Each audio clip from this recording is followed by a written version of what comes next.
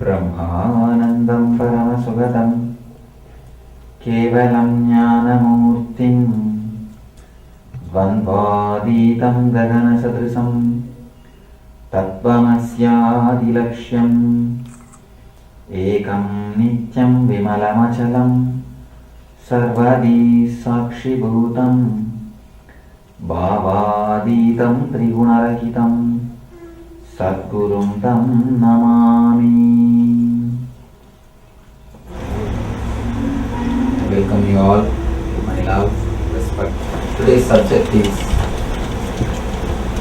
in search of miracles.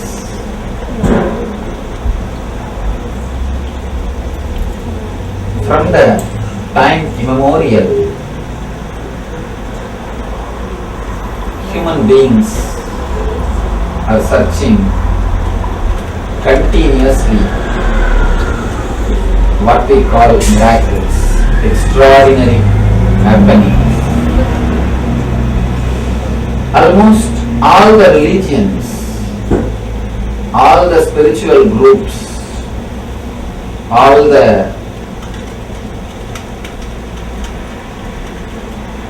spiritual societies are answers for the great happenings in the planet Earth which can't be explained logically. There are so many thousands of things happening which is beyond logic. Whenever anybody tries to explain the things which is beyond logic, he creates a new religion. All our search, all our seeking, all our effort to find solution, to find answer for what is happening beyond our logic, what we call miracles. All our effort to demystify the miracles created new religions, different kinds of spiritual theories, different kind of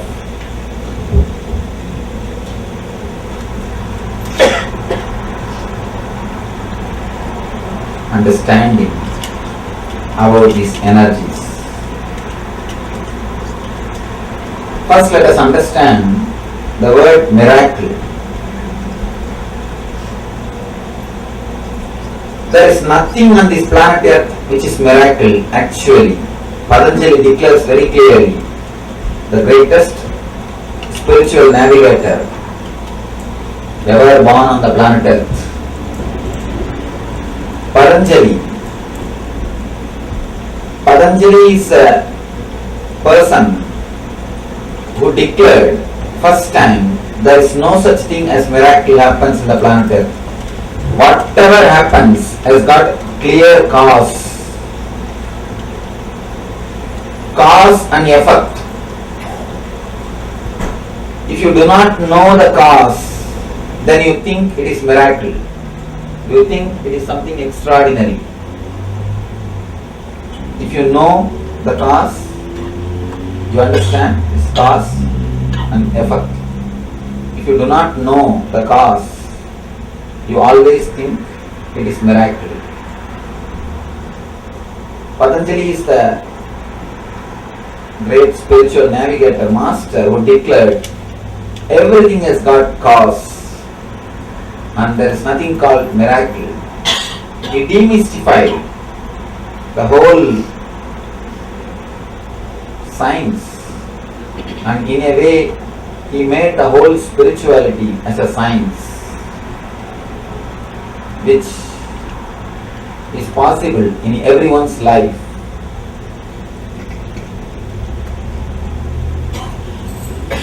By nature, man has got inquisitiveness, the curiosity to search in extraordinary things. That is why from the time immemorial, again and again, we are searching something extraordinary, something supernatural. We don't keep quiet, just living the basic life. We want something more, something more, something more. So we search what is happening, what is happening in the planet Earth, what is happening in the sky, what is happening beyond. The search for the miracles continues. Patanjali is a first rishi who declared, who opened all the secrets, who opened all the truths. He makes it as a science, which way, through which technique you can achieve which miraculous powers. First thing, he guides the people to achieve miracle powers. Next thing, he teaches whatever is happening is miracle. He gives a two kind of solutions for life. First, he gives the techniques to achieve all the miracles. Next, he teaches what the technique to see everything as miracle. According to me, there is only two kind of lifestyle. One is living as though nothing is miracle, or as though everything is miracle. There is only two kind of lifestyle. For both lifestyle, Patanjali gives methods.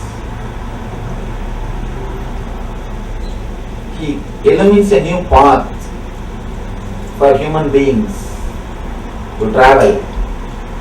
He shows a new way and he demystifies whatever we call as miracles.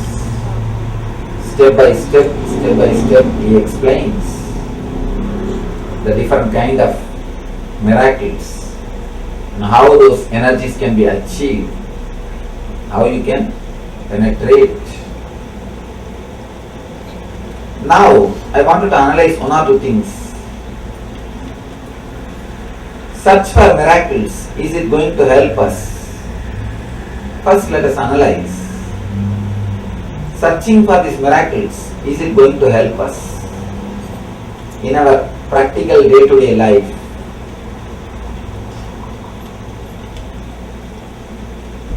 In a way, it can create inquisitiveness, it can create curiosity, it can give you the idea there is something beyond what you see with the five senses. It can give you an inspiration that there is something more than what you see on the planet Earth. As an inspiration to search the extraordinary thing, it is surely a big help.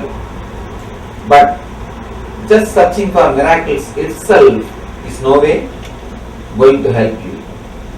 As a starting step, it can be a big inspiration to go towards the higher dimensions of life. That is what Patanjali says. When you start searching for miracles, when you start searching for extraordinary things, naturally you understand there is one more dimension for your life. There is something more in your life than what you understand. But slowly, you come to a clear understanding, you come to a clarity, you come to a realization that even miracles are not enough. You need to go beyond the miracles. I always tell people, there are two things. One is Shakti to make your dreams into reality. That is what is miracle powers.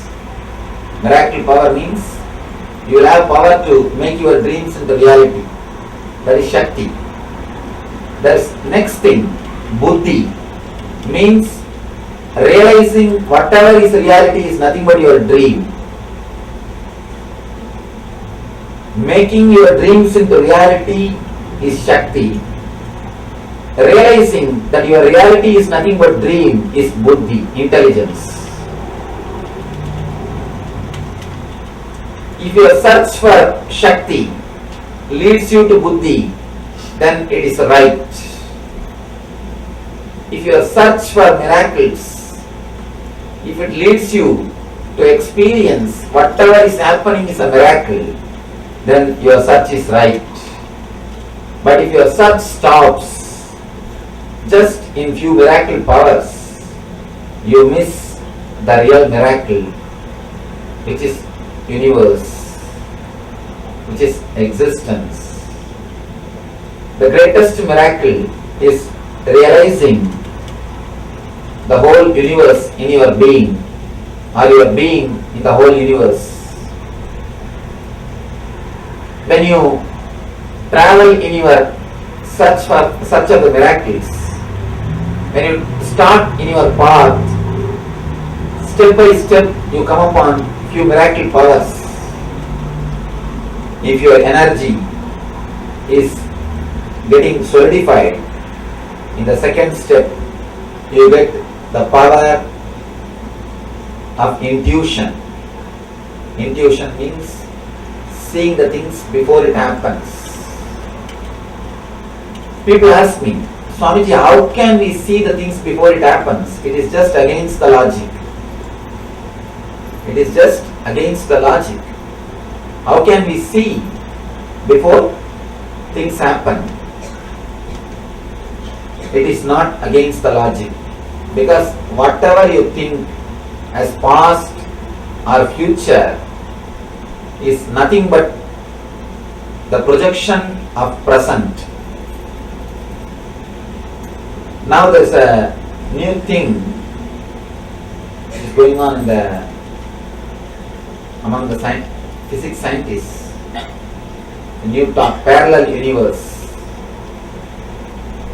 If black hole happens in some place, in some other corner of the universe, Big Bang happens.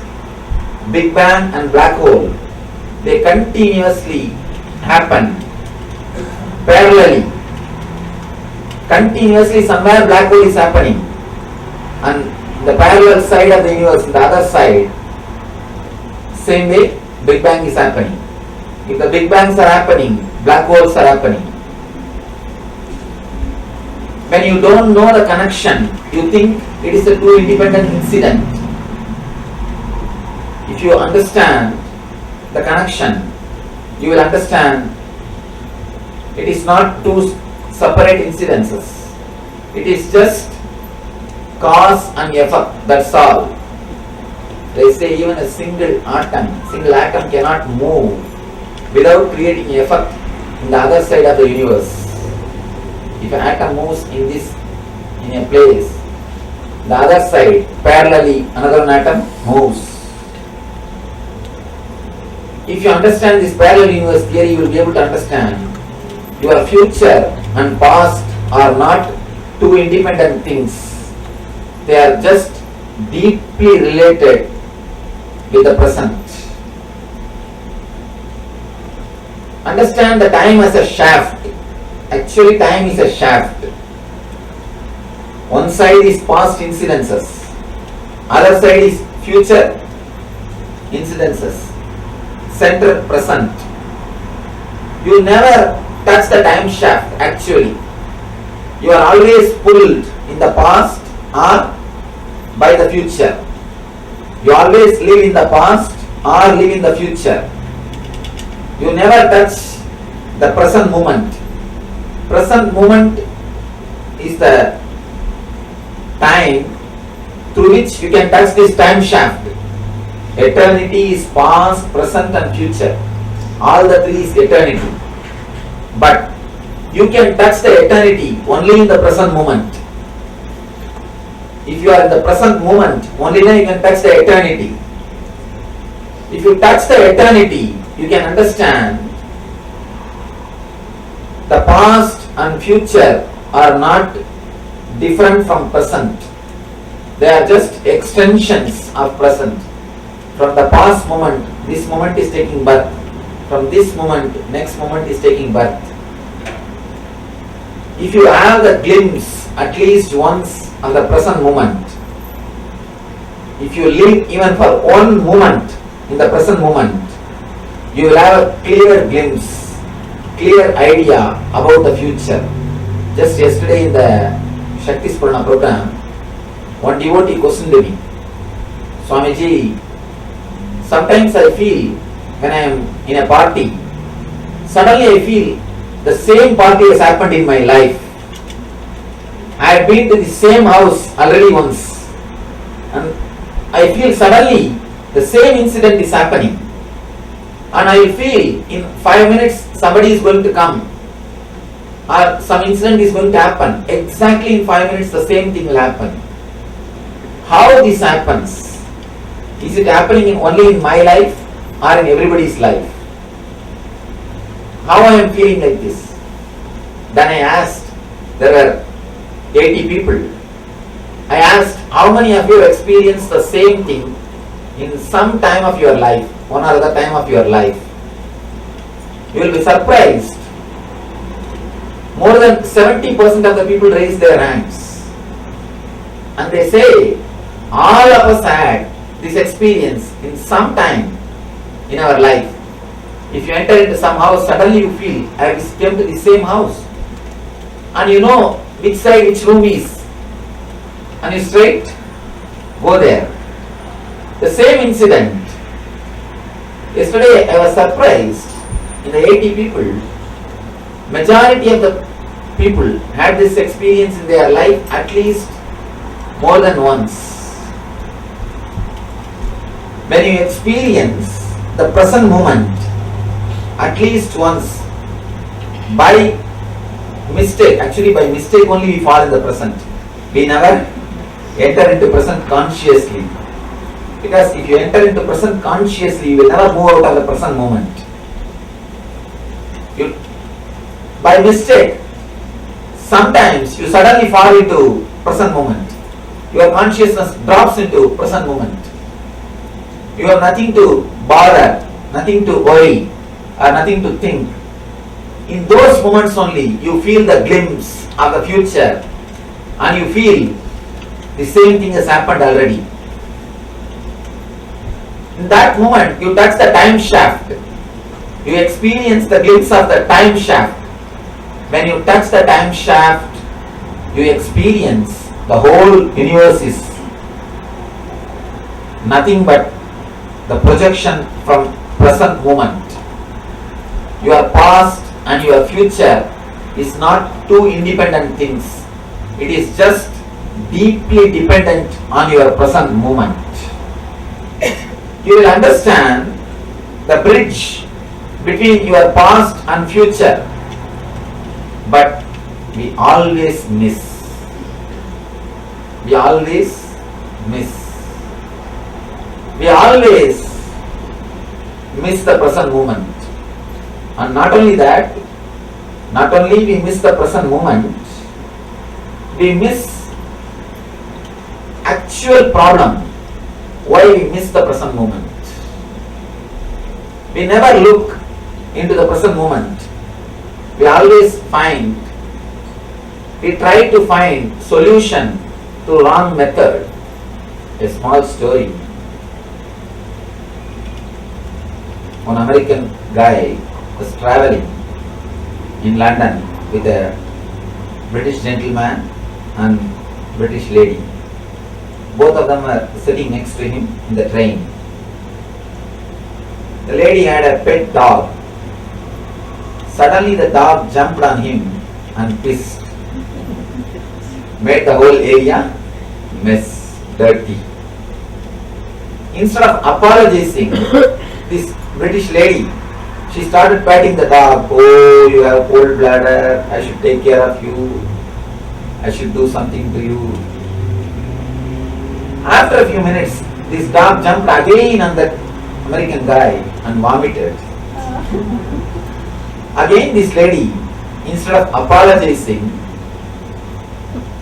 she started patting the dog. Oh, I should take you to the doctor immediately.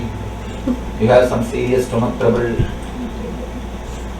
After 5 minutes, again the dog jumped on it, and now you know what it would have done. It has done whatever it can do. Again this lady, instead of apologizing, she started patting the dog. Now it is too much. The American guy simply got up, picked the dog, threw it out of the window. Simply threw it out of the window. Till this moment, the gentleman, British gentleman, was keeping quiet. Now he started talking. You American guys drive in the wrong side, measure with the wrong scale, now threw the wrong bitch out of the window.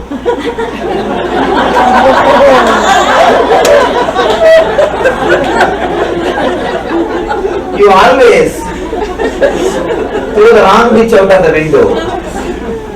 We always try to find solutions by throwing the wrong bitch out of the window. In our life, whenever you find trouble in the past or in the future, you try to work by trying to alter the past or by trying to develop on the future. But you cannot do both because both are not in your hands. You can't do anything about the past. It's already over. You can't do anything about the future because it is not yet happened. You can do anything only in the present moment. But you never do anything related to the present moment. Doing something which is related to present moment is what I call meditation. Meditation does not mean you will close your eyes and sit silently, chant some mantra. No, that is also one kind of meditation. But if you try to touch the present moment by any method, that is meditation. Any technique, any method which brings you to the present moment is meditation. If eating can bring you to the present moment, if you can eat staying in the present moment, that can become meditation. Simply walking, if it can bring you to the present moment, if you can be in the present moment when you walk, walking is meditation. Just sitting, if you can bring yourself to the present moment, it is meditation. Anything which brings you to the present moment only can solve your problems. But we always throw wrong bitch out of the window. Again and again we miss the right pitch. In your life, when you fall into the present moment by mistake, you always fall in the present moment only by mistake. If you fall, you get the power of intuition. Whenever you feel, suddenly same incident happens. Next, this is what is going to happen. And if it happens, be very clear. You have touched the time shaft. You have touched the time shaft. Actually, if you can touch the time shaft more than 21 moment, 21 shana. Shana means not second. It is not second. In Vedic system, time is calculated psychologically, not chronologically. There is two kinds of times. One is chronological time, what west follows. Another one is psychological time, what east follows. Shana does not mean second, please be very clear. Shana means the gap between one thought and the other thought. Shana means gap between one thought and the other thought. Let me explain the difference between psychological time and chronological time. Sometimes when you sit with somebody whom you really love and whose company you enjoy, you do not even know that 5 hours is gone. You do not even know how the time is flying. If you sit with somebody, you feel bored or disturbed, who tortures you. Even 10 minutes will not move. You will feel even a 10 minutes is a eternity. People say the eternal hell. Why? Because in the hell never time moves. In the hell never time moves. The number of thoughts, if it becomes more, you feel time is not moving. If the number of thoughts becomes less, you will realize time is flying. So in the East, we always measure time based on the mental setup. Based on the mental setup. That is why we always tell, for the higher level jivas, for devatas, our 1 year is 1 day for them. The 1 year of human beings is 1 day for devatas. Means the number of thought is very less. If the number of thoughts are very less, you will be in heaven. Please be very clear. Heaven and hell are not geographical. If it is geographical, we would have sent already satellite. No, it is not geographical. It is psychological. The more number of thoughts you are in hell, less number of thoughts you are in heaven. It is by number of thoughts we measure whether we are in hell or in heaven. It is the psychological time which decides whether you are in hell or heaven. If time flies, if you are enjoying, you are in heaven. If the time is not at all moving, it is just stagnant, you feel bored, then you are in hell. It is just a psychological setup, not chronological. If you can hold the time shaft just for 21 minutes, just for 21 kshana, not even minutes, 21 kshana. The word minute cannot be the right translation of word kshana, because the very meaning itself is different. If you can penetrate the time shaft consciously, 21 kshana, you will know your whole future. You will know your whole future. Just 21 kshana is more than enough to know the whole future. But we never penetrate the present moment. We never allow ourselves in the present moment. The morning, if you are brushing your teeth, you will be thinking of your office. If you are in the office, you will be thinking of evening going to the beach. If you are in the beach, you will be already planning when to go back to the house. If you are in the house, again you will start planning about next day work. If you are here, you can be sure you are not here. If you are here, one thing is sure, you are not here. You always escape from the present moment. Even if you don't have any worries to worry, even if you can't get any reason to worry, you just start planning for future. And I have seen people, if they don't find any reason to worry, they try their best to catch some reason. And if they can't find, the next step is, today everything is going well, Swamiji, I don't know what will happen tomorrow. And we always believe very strongly, if today things go well, tomorrow something bad is going to happen. Something worst is going to happen. This very thought, tomorrow something worst is going to happen, you are waiting for the worst thing to happen. You are practically meditating for the worst thing to happen. You are literally waiting to get hurt.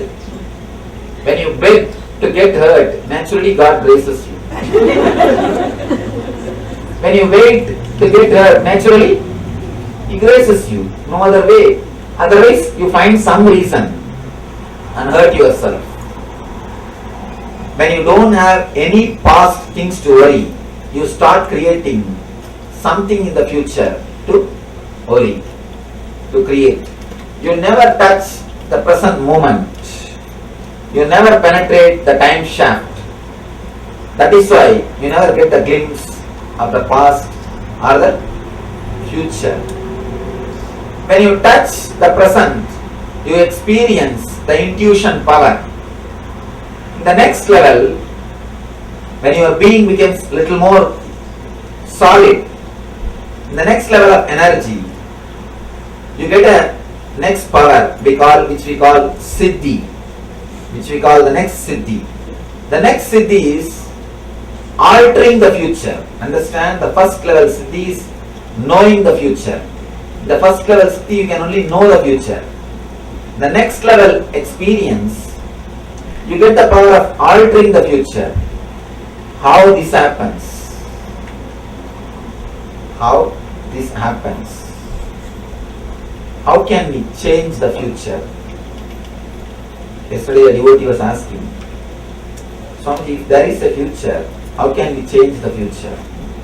If there is a free will, where is the destiny? If there is a destiny, where is the free will?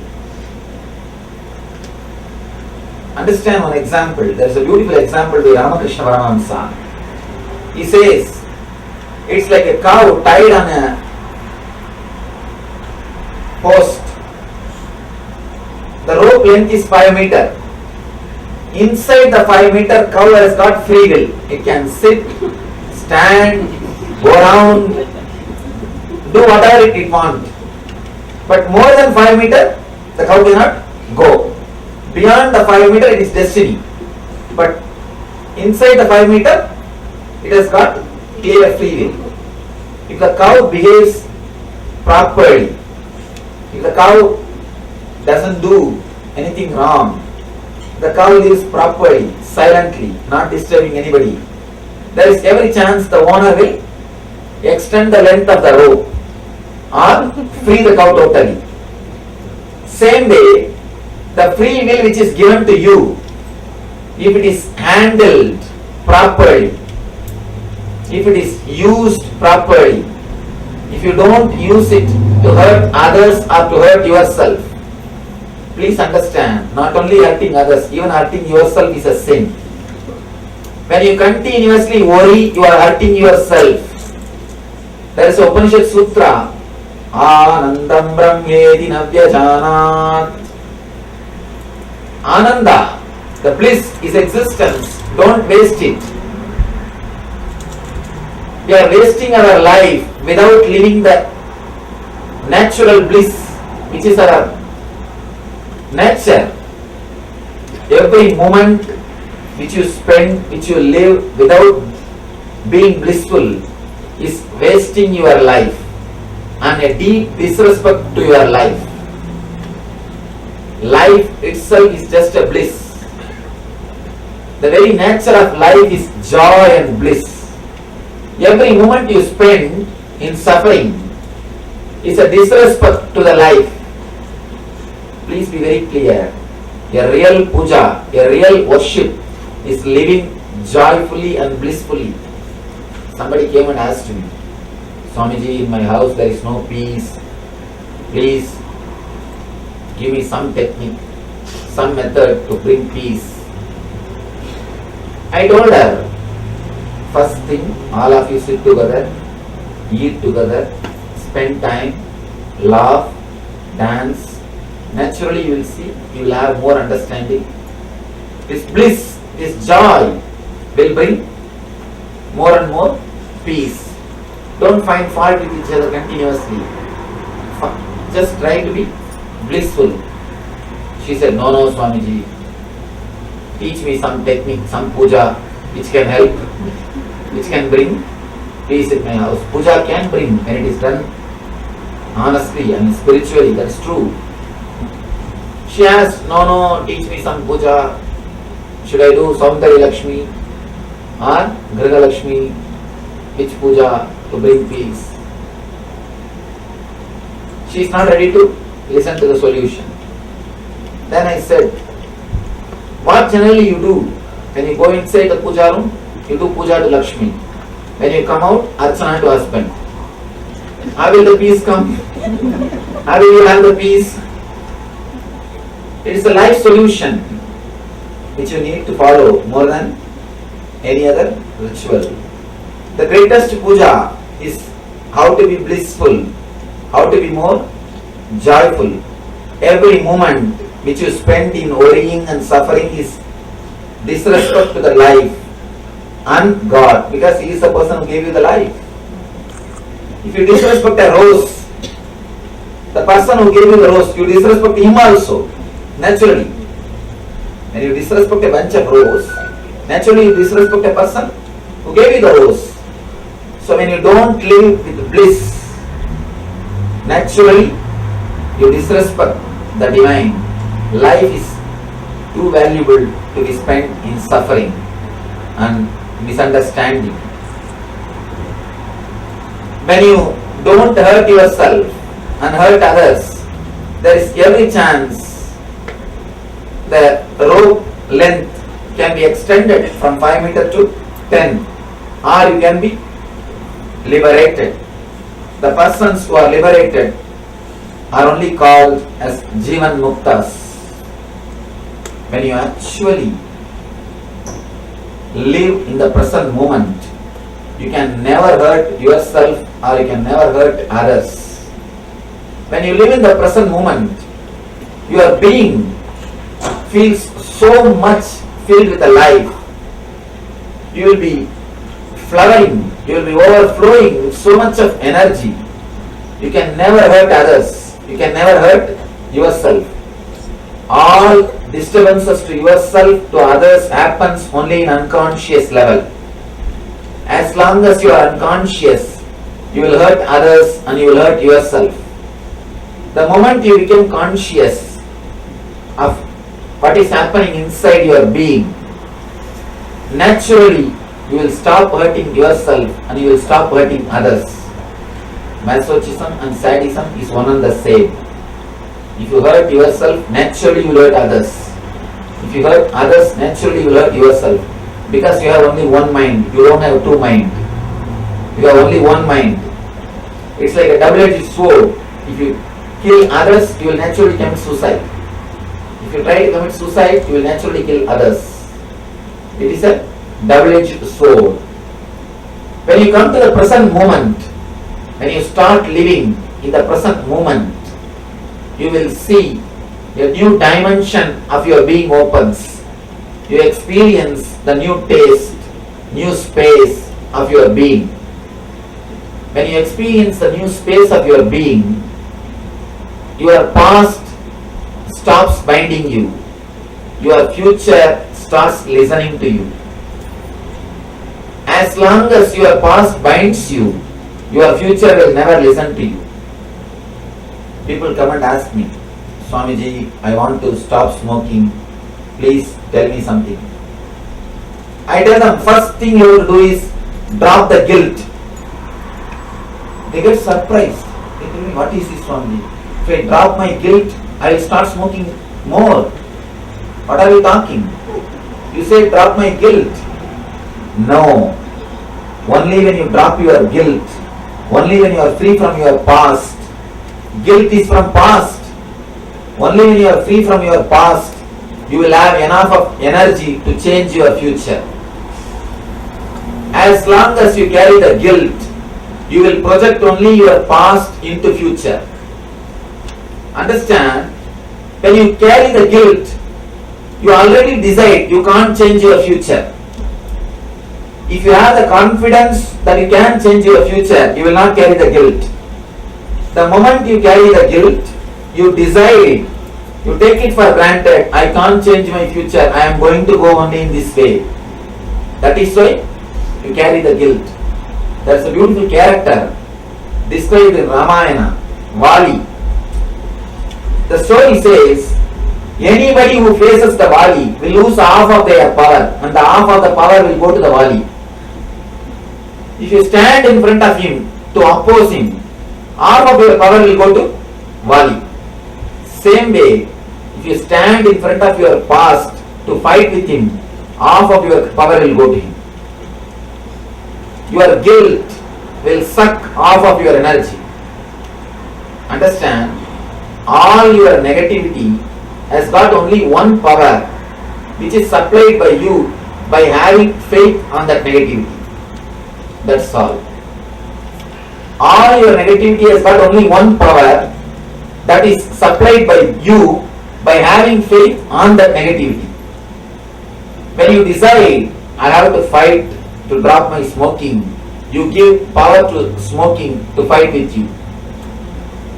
You give half of your power, then you start fighting.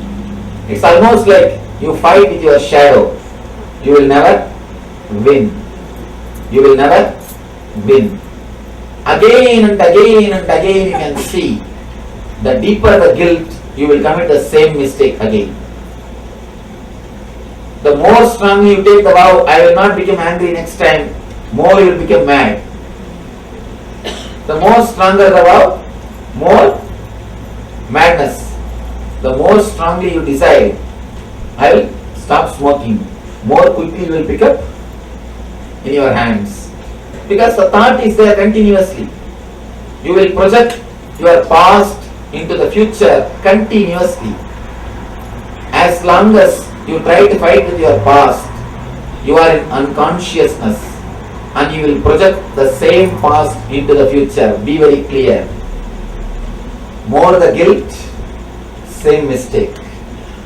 You can see by guilt you will never be able to overcome any mistake. Any mistake you can never overcome by guilt. Because when you are having the guilt, you are under the clutches of the past. So naturally, future will not listen to you. Future will not listen to you. Drop from the past. Come to the present moment. Come to the present moment. When you come to the present moment, naturally you will see your future is available to you. Your future is available to you. As long as you live based on the past, naturally you will see the past will automatically penetrate the future. Instead of you living the future, past will be living the future. Past will be living the future. A small thing you understand, a very simple thing. It is from this moment, next moment takes birth. If you believe in this moment that you can't drop some habit because it is past, naturally you can't drop it in the future.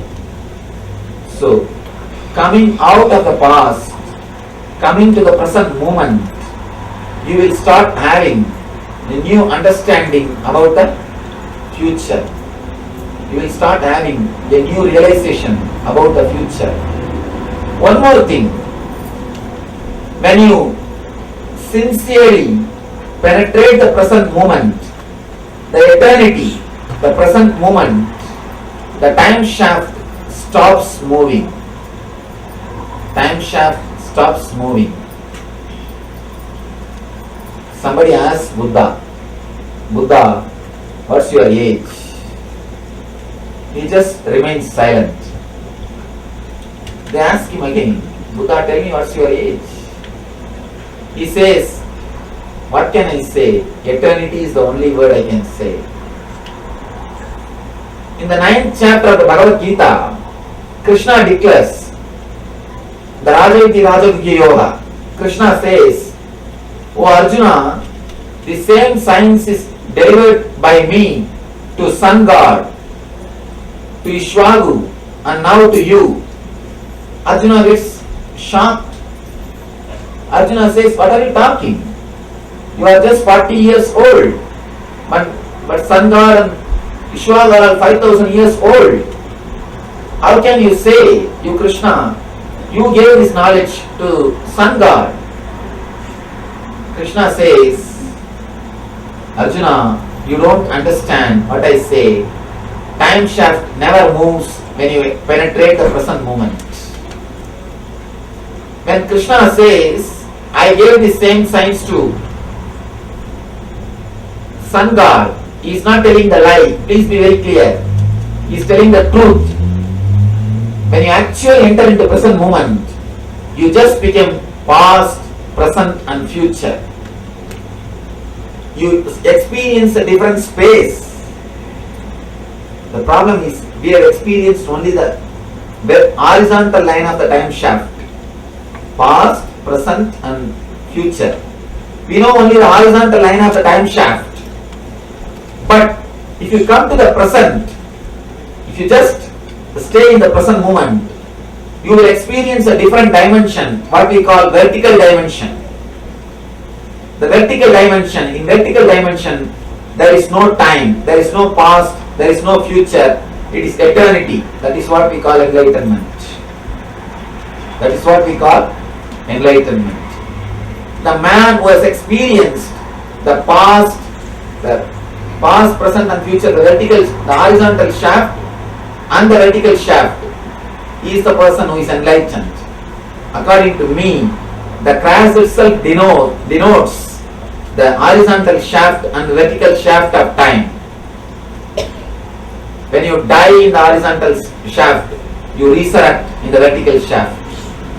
When you die in this horizontal shaft, horizontal space of past, present and future, when you die in this horizontal line, you will experience a vertical line, which is different space, timeless, spaceless zone, what we call as Chidakasha.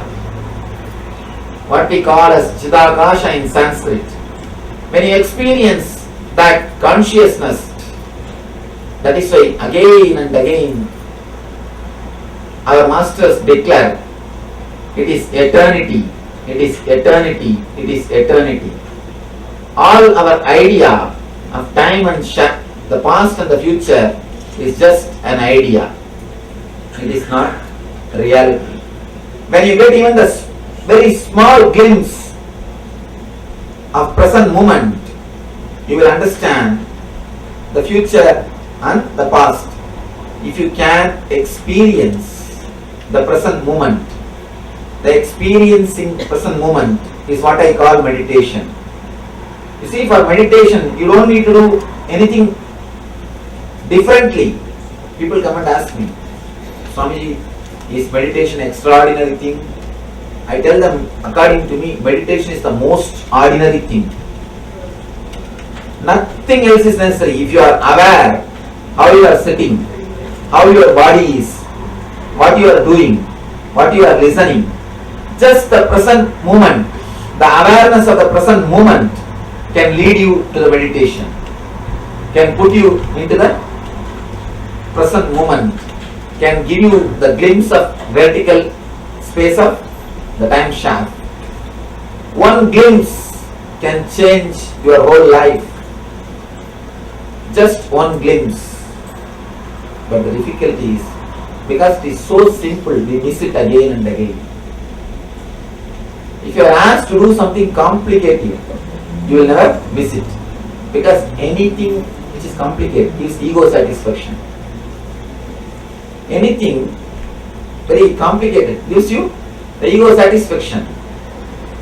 I have seen in India people walking from the bottom of the hill to the top of the hill to have the Lord's darshan in Tirupati. In so many hills, people walk uphill, people go around the hills, but they can never sit silently for 10 minutes. Ask them to sit silently, no. They can't sit. You can sit with anybody, you can't sit with yourself. You can sit with anybody, but you can't sit with yourself. Sitting with yourself, what I call meditation. If you can sit with yourself without even having thinking or any words in your mind, you will experience the glimpse of time shaft. When you experience, naturally the future will be under your control. People come and ask me, Swamiji, can you predict my future? I tell them, I can change your future.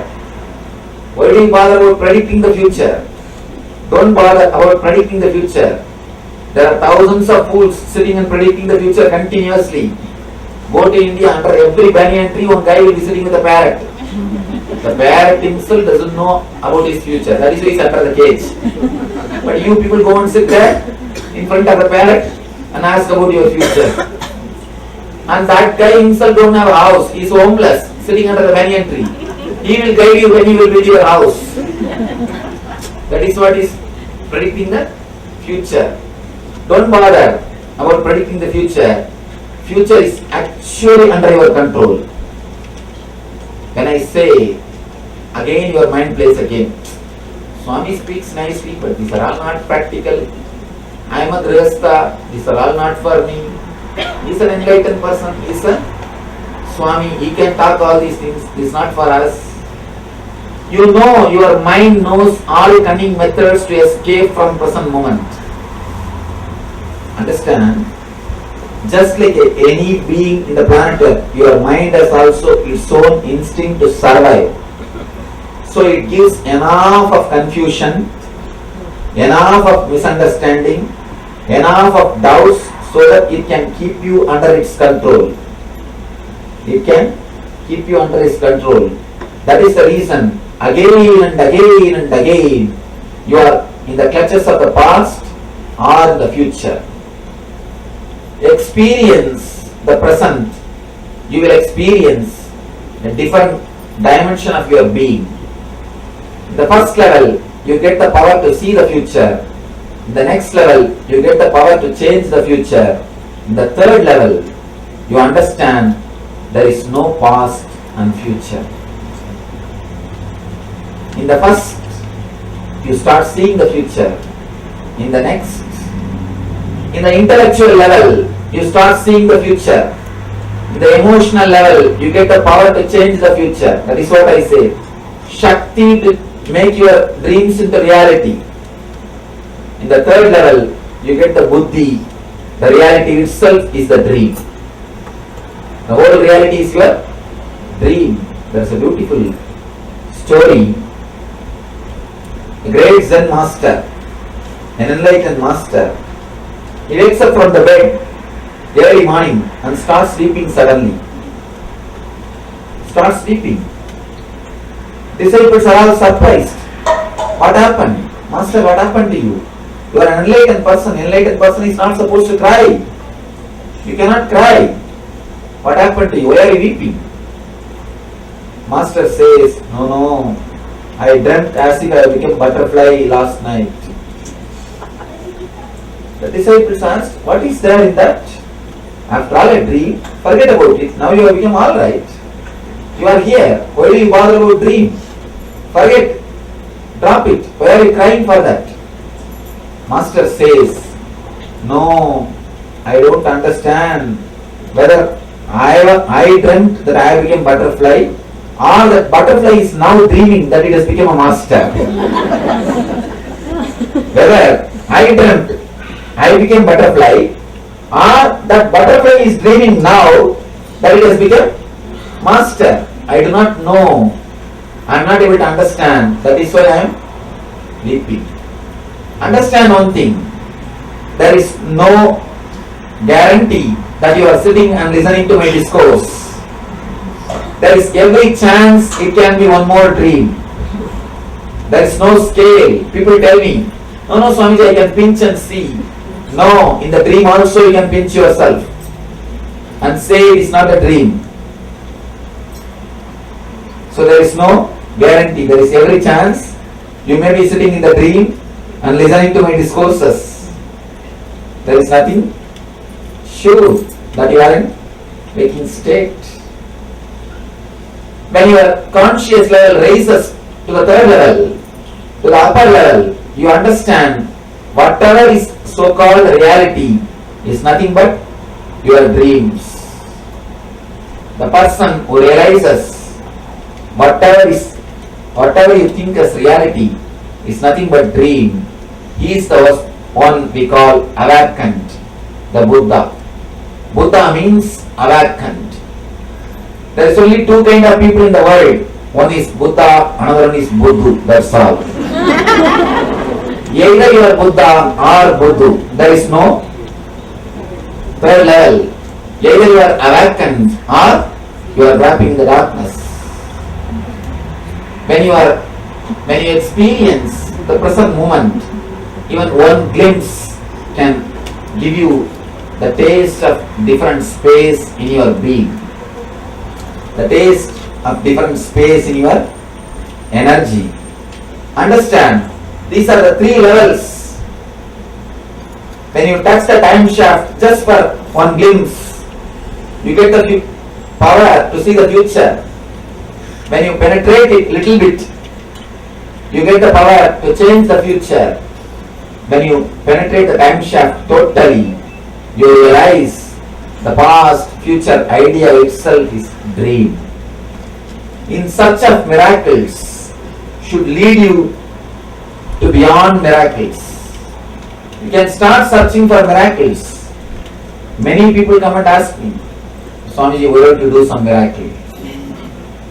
It's a usual thing. Anywhere I go, please Swamiji, do some miracle. How much you tell the people? No, doing miracle is nothing. That is not the real thing. Just materializing something or teleporting something is not a real miracle. Transforming the human lives is the greatest miracle. How much you tell, but people again want to watch something. People again want to have something. When you have the craving, when you start mongering for mysteries, you will miss the mystery of mystery, which is God. Please be very clear. When you start searching only for miracles, you miss the greatest miracle, the whole existence. The greatest miracle is existence. If you start searching something, only some small things are miracle. If you start thinking only few things are miracle, you will miss the greatest miracle, which is universe, which is the great existence. Understand, don't miss the great miracle, which is existence, which is universe, the divine.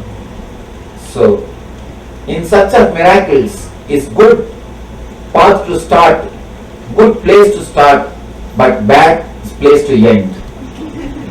Right place to start, wrong place to end. So let your search for miracles lead you to the energy which is miraculous itself.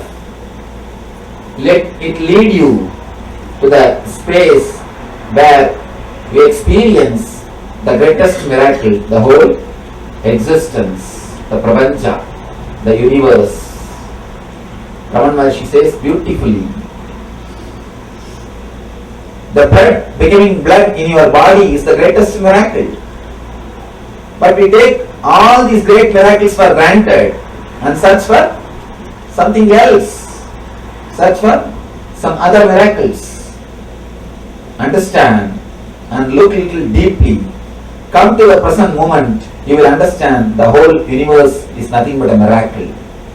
The whole universe is the greatest miracle. You will experience the greatest miracle which we call universe. So, let you experience the glimpse of the present moment. Let you experience the glimpse of the present moment in your being, in your space, and let you experience the bliss, eternal bliss, the Nityananda. Thank you.